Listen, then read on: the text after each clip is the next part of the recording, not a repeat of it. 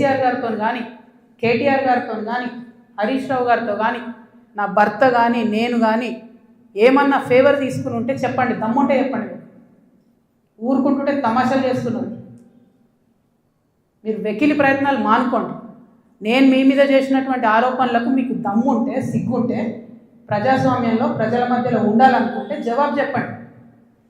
అంతేగాని నా మీద మొరిగేటటువంటి వాళ్ళందరినీ వదిలిపెట్టి ఏది పడుతుంది మాట్లాడితే నేను చూస్తూ ఊరుకుంటాను అనుకోవద్దు. నేనేం తప్పు చేయలేదు.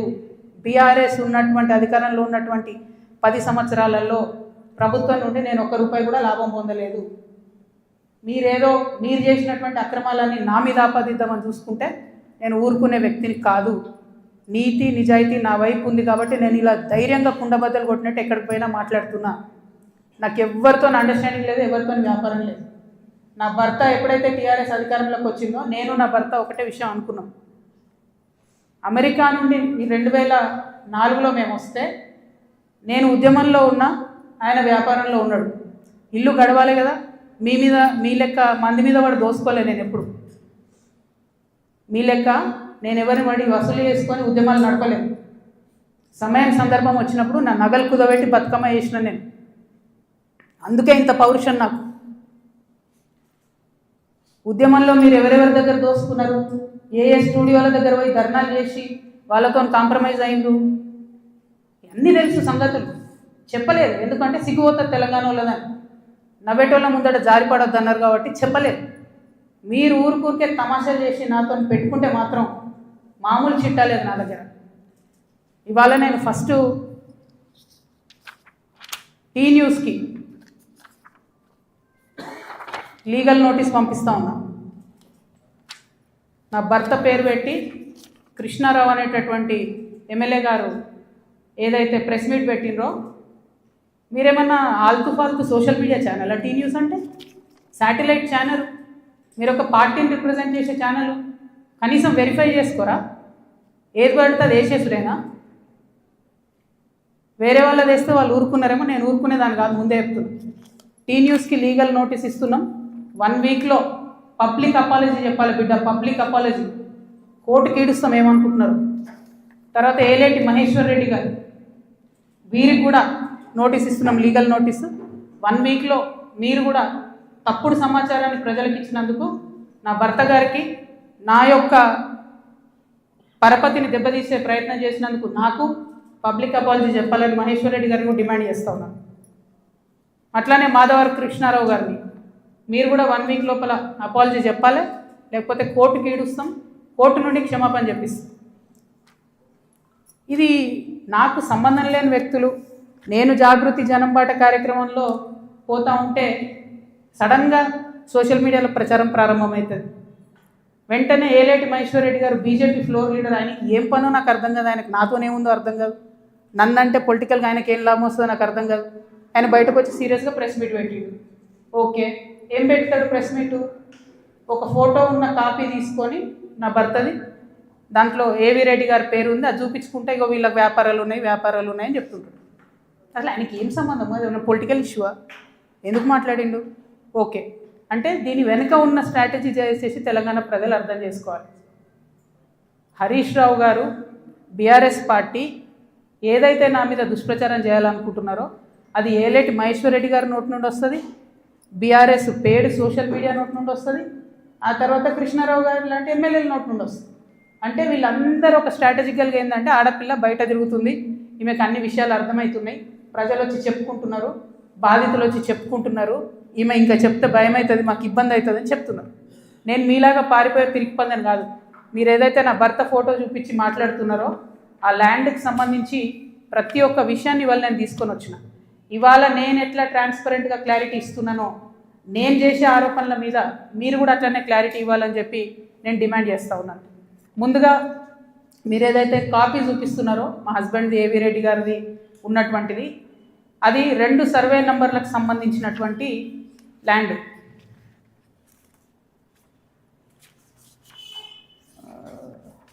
బ్రీఫ్ హైదరాబాద్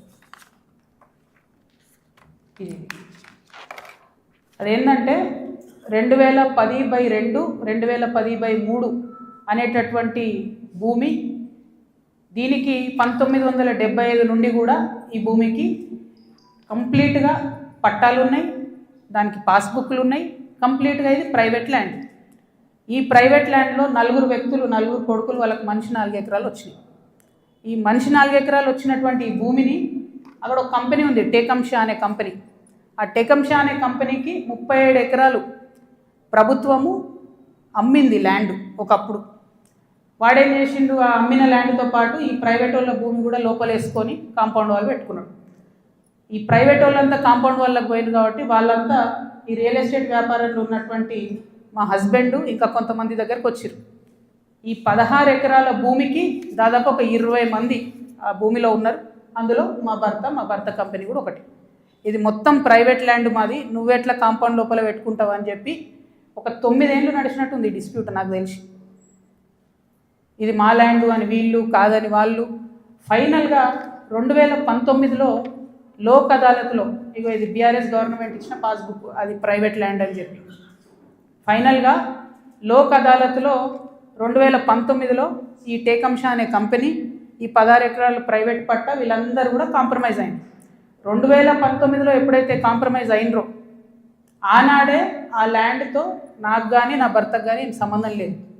ఆ పట్టేదారుల తరఫున ఉండి కొట్లాడినటువంటి మా భర్త గారు, వాళ్ళ ఫ్రెండ్స్, వాళ్ళ కంపెనీ అందరు కూడా ల్యాండ్ అమ్మేసి బయటకు వచ్చేసారు. ఎప్పుడు? 2019లో మా హస్బెండ్ బయటకు వచ్చేసిన తర్వాత 2022లో ఫస్ట్ పర్మిషన్, బీఆర్ఎస్ గవర్నమెంట్లో ఫస్ట్ పర్మిషన్ ఇచ్చింది కన్స్ట్రక్షన్కి, 12 ఎకరాల ల్యాండ్కి కన్స్ట్రక్షన్. మరి పట్టా భూమి అయితే ఎందుకు ఇచ్చారు పర్మిషన్? మరి గవర్నమెంట్ భూమి అయితే ఎందుకు ఇచ్చారు పర్మిషన్? 19లోనే మా హస్బెండ్ ఎగ్జిట్ అయిపోయింది అక్కడితో. 22లో పర్మిషన్ వచ్చింది ఆ ల్యాండ్కి. మరి ప్రభుత్వ భూమి అయితే ఎట్లా ఇచ్చారు పర్మిషన్? సంతకం పెట్టింది ఎవరు? కేటీ రామారావు గారు. అంటే ఇప్పుడు మాధవరం కృష్ణారావు గారు ఏమంటుండు? కేటీ రామారావు గారు సంతకం పెట్టిండు అంటున్నా.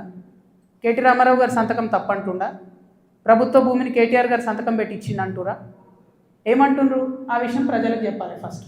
ఇప్పుడు నేను ఆరోపణ చేస్తాను ఏంది, ఎలక్షన్కి పోయే ముందు అక్టోబర్ 7, 2023 అందరం ఎలక్షన్ దాంట్లో ఉన్నాం. ఎలక్షన్ జోన్లో ఏదైతే ల్యాండ్తో 2019లో మా భర్తకు సంబంధం లేకుండా పోయిందో 2023 అక్టోబర్లో బీఆర్ఎస్ ప్రభుత్వం కేటీఆర్ గారి మినిస్ట్రీ నుంచి 5 ఎకరాలకు చేంజ్ ఆఫ్ ల్యాండ్ యూజ్ ఇచ్చింది. అంటే ఇండస్ట్రియల్ భూమిని రెసిడెన్షియల్ భూమి కింద మార్చుకోవచ్చు అని చెప్పింది. మరి ఇది ఎట్లా వచ్చింది? ఏంది ఇది? ఎందుకు ఇచ్చారు ఎలక్షన్ కన్నా 2 రోజుల ముందు? ఏం లావాదేవీలు జరిగినాయి? దీంట్లో కృష్ణారావు గారి పాత్ర ఏంది? ఈ వ్యాపారం చేసే వ్యక్తి మీ సుట్టమట కదా, ఆయన పేరు నేను ఎందుకు చెప్తా బయట, కానీ మీ సుట్టమట కదా. మరి మీరు చేయించుకురా దగ్గరుండి? ఏంది ఇది? దీనికి నాకు సమాధానం చెప్పాలి. కేటీఆర్ గారు చెప్తారా, బీఆర్ఎస్ పార్టీ చెప్తుందా, కృష్ణారావు గారు చెప్తారా? దీనికి సమాధానం చెప్పాలి. ఎట్లా ఇస్తారు చేంజ్ ఆఫ్ ల్యాండ్ యూజ్? ఈ ల్యాండ్తో మాకు సంబంధమే లేదు. 5 ఎకరాలకు బీఆర్ఎస్ గవర్నమెంట్లో చేంజ్ ఆఫ్ ల్యాండ్ యూజ్ వస్తుంది. నిన్నగాక మొన్న 6 ఎకరాలకు కాంగ్రెస్ గవర్నమెంట్ కూడా అదే ల్యాండ్లో చేంజ్ ఆఫ్ ల్యాండ్ యూజ్ ఇచ్చింది. అంటే బీఆర్ఎస్ వాళ్ళు సపోర్ట్ చేసిన వ్యాపారవేత్తల్ని యాజ్ ఇట్ ఈస్గా కాంగ్రెస్ వాళ్ళు కూడా సపోర్ట్ చేస్తున్నారు. ఏంది ఇది? మరి ఎవరికి అండర్స్టాండింగ్ ఉంది? నాకుందా అండర్స్టాండింగ్? మీకుందా? మీ గుంపు